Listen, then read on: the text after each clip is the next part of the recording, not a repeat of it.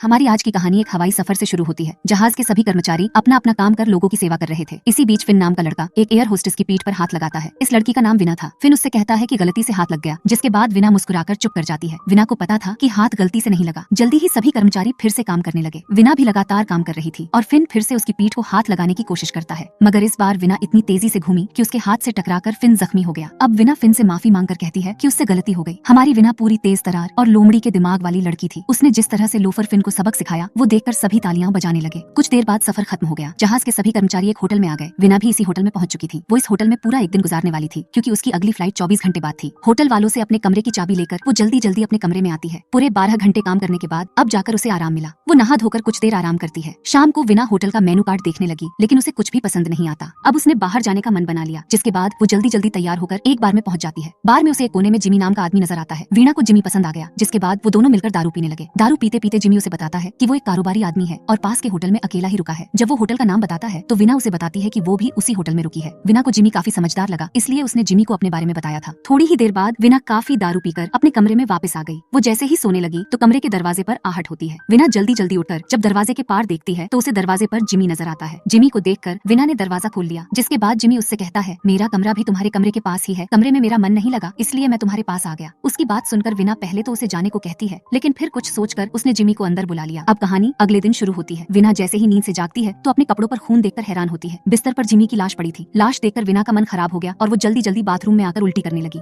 विना को कुछ समझ नहीं आ रहा था कि कल रात क्या हुआ और जिमी की मौत कैसे हुई। वो याद करने की कोशिश तो करती है, लेकिन उसने भी कल रात बहुत दारू पी थी, इसीलिए उसे कुछ भी याद नहीं आता। विना ने नहा धोकर अपने कपड़े बदल लिए और वो अब लाश के बारे में सोचने लगी। जल्दी ही उसने लाश को पहले छुपाने का फैसला कर लिया। वो लाश को बाथरूम में लाकर उसे बाथटब में छुपा देती है। वो जैसे ही बाथरूम से बाहर निकलती है तो उसकी नजर बिस्तर की चादर पर पड़ती है। चादर पर अभी भी बहुत खून था। विना ने अब खूनी चादर को भी छुपाने का मन बना लिया। वो चादर को एक कोट कवर में छुपाने लगी थी। होटल के हर कमरे में पहले से ही कुछ कवर होते थे और विना ने उसी कवर में चादर को छुपा दिया था। वो जैसे ही कवर को अलमारी में रखती है तभी दरवाजे पर आहट होती है। दरवाजे पर सफाई करने वाली रेचल थी। वो विना से गंदे कपड़े और कमरे की सफाई के बारे में पूछती है। विना उससे कहती है कि मेरे सभी कपड़े साफ है और मेरे कमरे को भी सफाई की जरूरत नहीं। विना अपनी बात खत्म कर दरवाजा बंद करती है, जिसके बाद रेचल दूसरे कमरे की तरफ बढ़ती है। विना कमरे के अंदर से रेचल को देख रही थी। रेचल जैसे ही दूसरे कमरे के अंदर जाती है तो विना बाहर आकर उसकी ट्राली से सफाई का सामान चुरा लेती है। कुछ ही देर बाद विना ने पूरे कमरे की सफाई कर दी, लेकिन उसे अभी भी समझ नहीं आ रहा था कि वो लाश को कैसे ठिकाने लगाए। काफी सोचने के बाद वो इतना तो समझ जाती है कि लाश ठिकाने लगाने के लिए उसे समय चाहिए। यही बात सोचकर वो अपनी एयरलाइन को फोन करती है। वो उनसे झूठ बोलती है कि मेरी तबीयत खराब है और मुझे एक दिन की छुट्टी चाहिए। विना ने बहुत सफाई से झूठ बोला था, जिसके कारण उसे एक दिन की छुट्टी मिल गई। अब विना ने कुछ देर आराम करने का मन बना लिया ताकि उसका दिमाग ठंडा हो सके और फिर वो लाश के बारे में सोच सके। आराम करने के बाद जब वो उठती है तो उसका पैर एक चाबी पर पड़ता है। यह चाबी जिमी के कमरे की थी। रात को जब जिमी उसके घर आया था तो चाबी उसकी जेब में ही थी। देखते ही देखते विना तैयार होकर जिमी के कमरे की तरफ बढ़ने लगी। होटल वालों ने कमरों के बाहर कैमरे नहीं लगाए थे ताकि लोग बेफिक्र होकर यहाँ आ सके।